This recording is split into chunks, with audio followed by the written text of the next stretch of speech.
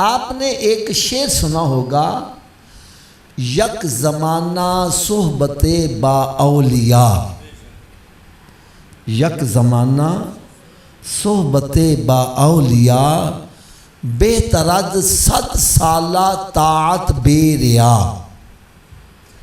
اس شعر کا مطلب کیا ہے؟ میں مطلب بھی سمجھا دیتا ہوں۔ فارسی کا شعر ہے، وہ فرماتے ہیں اللہ کے ولی کی صحبت میں ایک پل گزارنا 100 سالہ بے ریا عبادت سے بہتر ہے۔ یا اس کو میں یوں کہہ دوں، ایک ترازو ہے نا، ترازو، اس کے 2 پلڑے ہوتے ہیں، ایک پلڑے میں 100 سالہ وہ عبادت جس میں دکھاوا ریاکاری نہیں، صرف اللہ کی رضا کے لیے عبادت کی ہے، وہ ڈال دو، اور دوسرے پلڑے میں اللہ کے ولی کی صحبت میں ایک پل گزارا ہوا لمحہ ڈال دو۔ وہ فرماتا ہے اس کا وزن زیادہ ہوگا، 100 سال کی عبادت کا وزن کم ہو جائے گا۔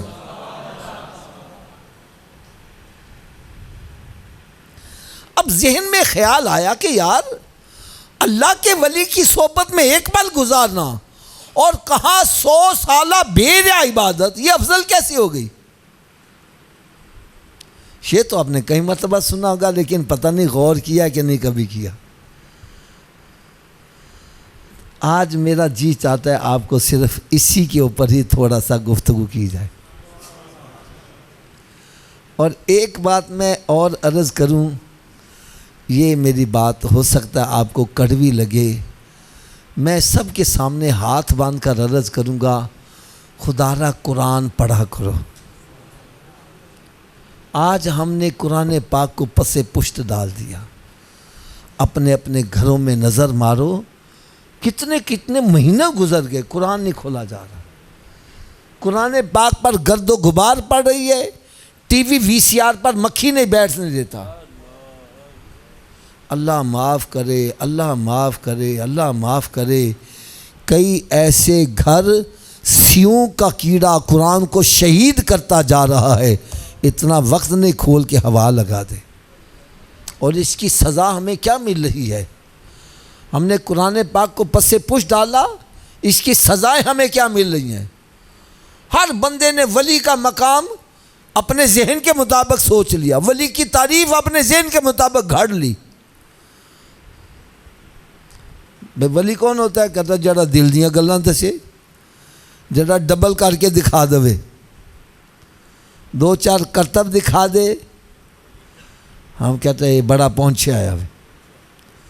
نماز پڑھتا ہے یا نہیں پڑھتا، بھنگ پیتا ہے، چرس پیتا ہے، شراب پیتا ہے، زنا کرتا ہے، نامحرم عورتوں کو اللہ تعالیٰ معاف کرے،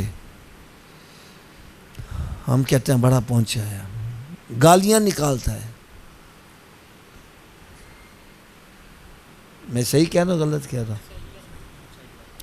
یار یہ تو میں نے بڑا ہلکا ہاتھ رکھا ہے۔ حضرت صاحب حالت یہاں پہنچ گئی ہے، مسلمان ہو کے ہندوؤں کے پاس جا رہا ہے، یہودیوں کے پاس جا رہا ہے، عیسائیوں کے پاس، سکھوں کے پاس جا رہا ہے، کوئی کالا کروا رہا ہے، کوئی پیلا کروا رہا ہے۔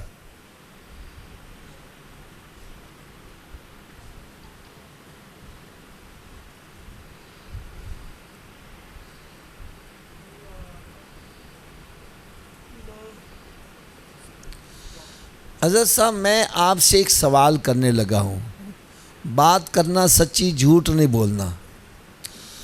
آپ ایک دودھ والے کی دکان پہ جاتے ہو، اس سے کہتے ہو بھائی مجھے 2 کلو دودھ دے دو، وہ کہتا جی 200 روپیہ دے دو، آپ اس کو 200 روپیہ بھی دے دیتے ہو۔ وہ کہتا برتن لاؤ، آپ برتن اس کے آگے کرتے ہو، اور برتن میں ناپاکی لگی ہے، غلاظت لگی ہے، برتن گندا ہے، دودھ والا اس میں دودھ ڈال دے گا؟ تھوڑی سی اونچی آواز سے بولو، ایک مرتبہ پھر بولو۔ بھائی پیسے بھی تو نے لے لیے،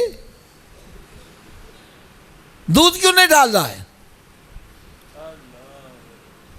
دودھ کے پیسے بھی لے لیے، دودھ کیوں نہیں ڈال رہا؟ وہ کہتا جی دودھ لینا ہے تو پہلے برتن کو پاک کر کے آؤ، بے شک تم نے پیسے دے دیے ہیں، گندے برتن میں دودھ ڈالا یہ بھی خراب ہو جائے گا، لہذا دودھ لینا ہے پہلے برتن صاف کر کے آؤ،